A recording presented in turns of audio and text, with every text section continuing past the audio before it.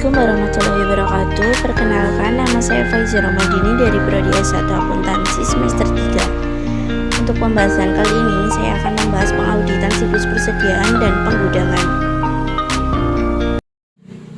Fungsi-fungsi bisnis dalam siklus dan catatan yang bersangkutan dokumen. Persediaan bisa memiliki berbagai macam bentuk tergantung sifat entitasnya. Untuk perusahaan dagang, pengecer, dan pedagang besar, akun terbesar dalam neraca sering berupa persediaan barang dagangannya yang tersedia untuk dijual. Sebagai contoh, yang persediaannya bisa meliputi bahan baku, perlengkapan, dan suku bunga untuk digunakan dalam produksi barang dalam proses yang masih akan diolah lebih lanjut, barang jadi yang siap untuk dijual. Siklus persediaan dan penggudangan dapat dipandang sebagai dua sistem terpisah tetapi berkaitan erat. Yang satu menyangkut aliran fisik barang dan lainnya adalah aliran biaya yang bersangkutan. Yang pertama ada pembuatan order pembelian. Siklus pembelian dan penggudangan dimulai dengan adanya permintaan bahan baku untuk produksi. Pengendalian yang memadai perlu diciptakan, apakah pembelian persediaan untuk bahan baku dalam perusahaan manufaktur ataukah untuk barang jadi dalam perusahaan dagang pengecer. Permintaan pembelian adalah formulir yang digunakan untuk meminta agar bagian pembelian memesan persediaan. Permintaan ini bisa diinisiasi oleh pegawai gudang ketika bahan baku dibutuhkan atau oleh perangkat lunak komputer yang secara otomatis akan memesan barang ketika persediaan mencapai tingkat tertentu. Kemudian yang kedua ada penerimaan bahan baku.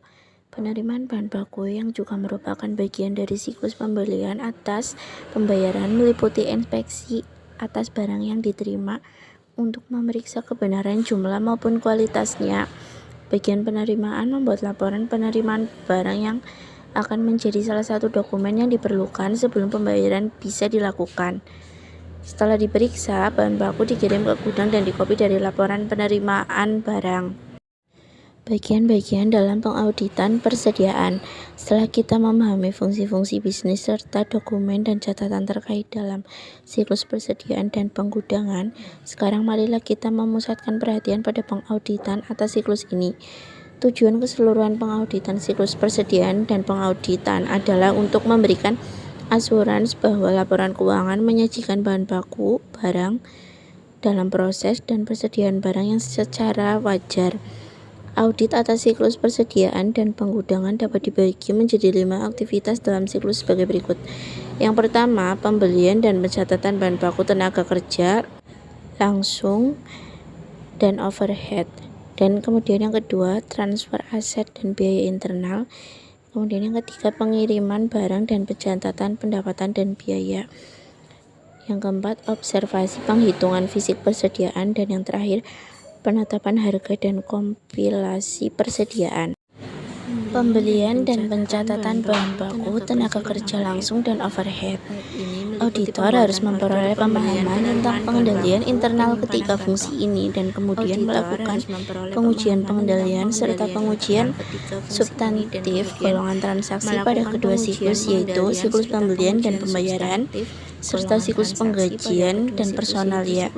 Pengujian-pengujian tersebut harus memuaskan auditor bahwa pengendalian yang berkaitan dengan pembelian bahan baku dan biaya manufaktur beroperasi secara efektif dan bahwa transaksi pembelian telah ditetapkan dengan benar.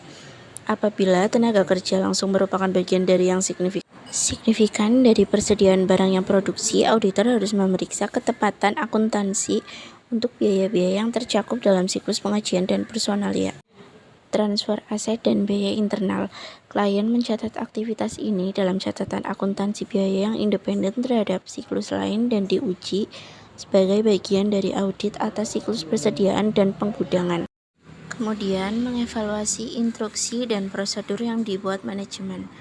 Metode apapun yang digunakan dalam pembukuan persediaan, klien harus melakukan penghitungan fisik persediaan, tetapi tidak selalu harus dilakukan pada akhir tahun.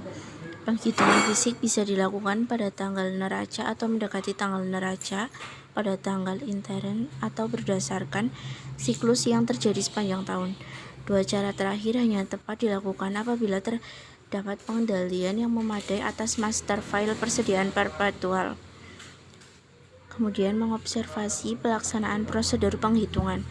Hal terpenting dalam mengobservasi persediaan adalah menentukan apakah penghitungan fisik dilakukan secara instruksi yang telah ditetapkan klien untuk mencapai hal tersebut. Auditor wajib hadir pada saat penghitungan fisik berlangsung. Apabila personil klien tidak mengikuti instruksi, auditor harus memberitahu pengawas. Pengujian observasi fisik. Tujuan audit yang sama sebagaimana dibahas pada bab yang lalu. Untuk pengujian rinci saldo memberikan kerangka acuan yang sama untuk membahas pengujian observasi fisik. Tujuan memeriksa kecocokan saldo tidak dimasukkan dalam tujuan audit saldo ini karena akan dibahas dalam kompilasi persediaan. Audit penetapan harga dan kompilasi. Auditor harus memeriksa bahwa penghitungan satu catatan kuantitas perpetual telah ditentukan harganya dan dikompilasi dengan benar. Pengujian harga persediaan mencakup semua pengujian atas harga per unit yang digunakan klien untuk memastikan bahwa harga-harga tersebut benar. Kompilasi persediaan meliputi pengujian atas pengiktisaran penghitungan fisik persediaan yang dibuat klien, penghitungan ulang harga dikalikan kuantitas, penjumlahan vertikal ikhtisar persediaan, dan menelusur totalnya ke buku besar. Prosedur penetapan harga dan kompilasi. Pengujian atas catatan akuntansi untuk visa batas dilakukan sebagai bagian dari penjualan atau siklus penjualan dan penerimaan piutang dan pembelian, siklus pembelian dan pembayaran. Auditor bisa menerapkan tujuan dengan menggunakan informasi yang diperoleh dari klien sebagai kerangka acuan, termasuk deskripsi untuk setiap jenis persediaan, kuantitas, harga pokok per unit, dan nilai persediaan atau kuantitas dikalikan harga. Kita berasumsi bahwa informasi yang tercermin dalam catatan persediaan perpetual dicatat dengan urutan bahan baku, barang dalam proses, dan barang jadi secara terpisah. Total dari daftar tersebut harus sama dengan saldo di buku besar. Persediaan fisik, penetapan harga, dan kompilasi. Penghitungan fisik persediaan, penetapan harga, dan kompilasi ketiganya sama pentingnya dalam pengauditan persediaan karena kesalahan penyajian dalam salah satu aktivitas tersebut akan menyebabkan kesalahan penyajian persediaan dan harga pokok penjualan. Sekian pemaparan materi dari saya, semoga bermanfaat.